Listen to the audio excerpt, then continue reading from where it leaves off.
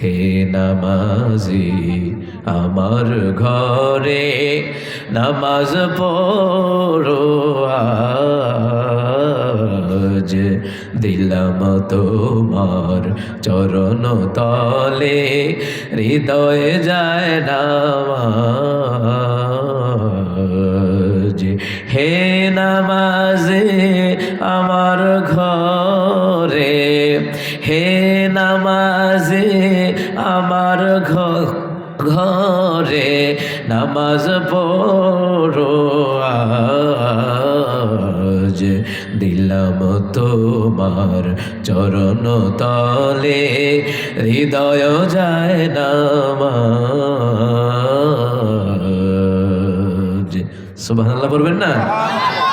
এটা কবি নজরুলের নিজের সুর করা এই সঙ্গীত। অসংখ্য সঙ্গীত কবি নজরুল ইসলাম লিখে গেছেন। এই জন্য আমি আমার ভাষায় বলি যে বিশ্বকবি, মুসলমানদের জন্য বিশ্বকবি হলো কবি নজরুল। কথা কয় না? কথা কয় না? আর হিন্দুদের জন্য বিশ্বকবি কেডা? রবীন্দ্রনাথ ঠাকুর। বুঝেন নাই কথাটা? যারা ফরসাব দিয়ে গরুর ফরসাব দিয়ে গোসল করে, গরুর ফরসাব দিয়ে কুলি করে, গরুর ফরসাব দিয়ে মুখ দয়, এরপর আবার গরুর গোবর দিয়ে বার্গার বানায় খায়। এই ফোলাফানে কইতার ফেসবুকে পাওয়া যায় না রে।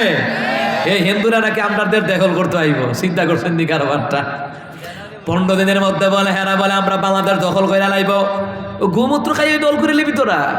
হ্যাঁ, এরাকে কুমিল্লা দখল করব, নোয়াখালী দখল করব, ফেনী দখল করব, চট্টগ্রাম দখল করব।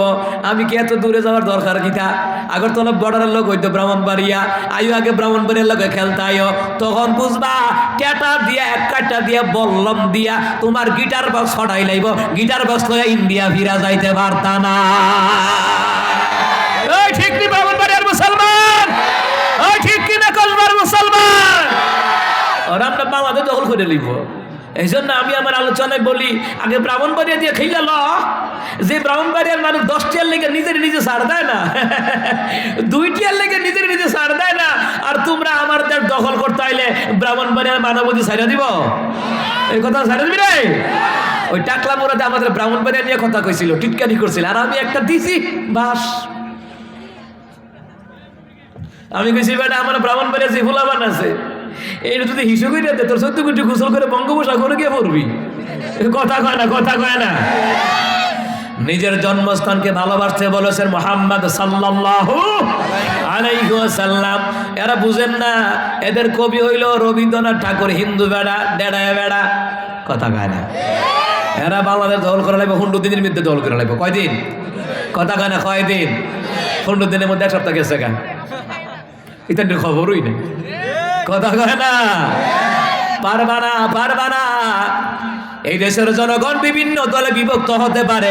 দেশ দখল করতে আইলে জাইন্না রাইখো তোমাদেরকে এই দেশের মধ্যে তোমাদেরকে জিন্দা থাকতে দিবে না। ইন্ডিয়াও তোমাদেরকে ফিরে যাইতে দিবে না। দিবে না? ঠিক না?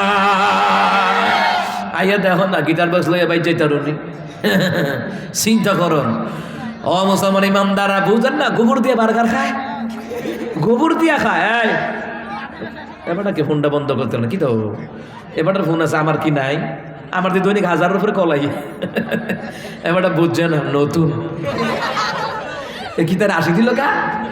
নতুন কোন 80 বাড়ছে?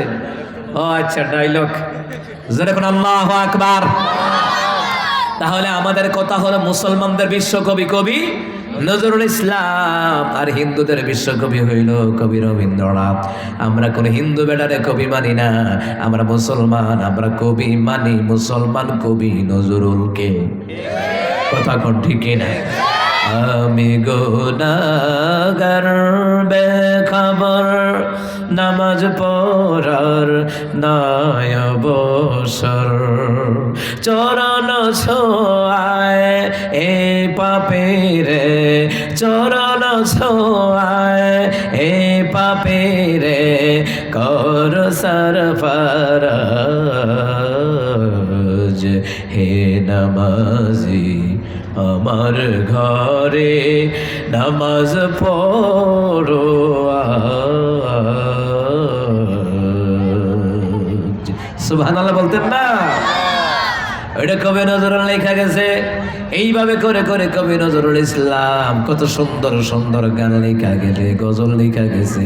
মসজিদের পাশে আমার কবর দিও ভাই, মসজিদের পাশে আমার কবর দিও ভাই, যেন ঘরে হতেও মুয়াজ্জিনের আযান শুনতে পায়।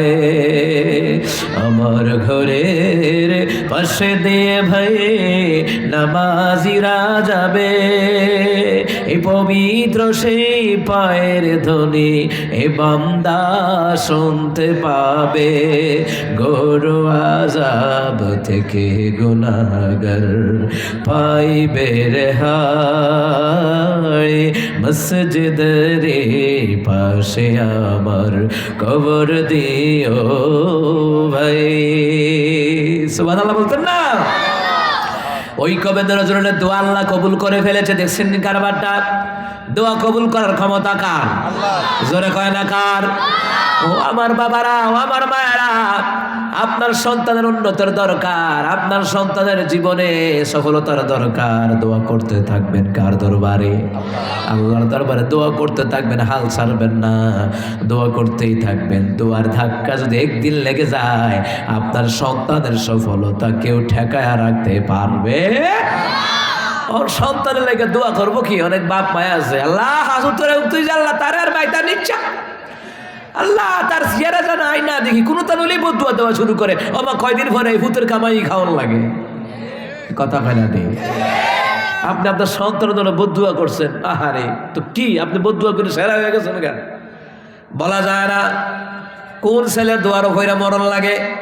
সব ছেলের জন্য দোয়া করতেই থাকবেন, হাল ছাড়বেন না।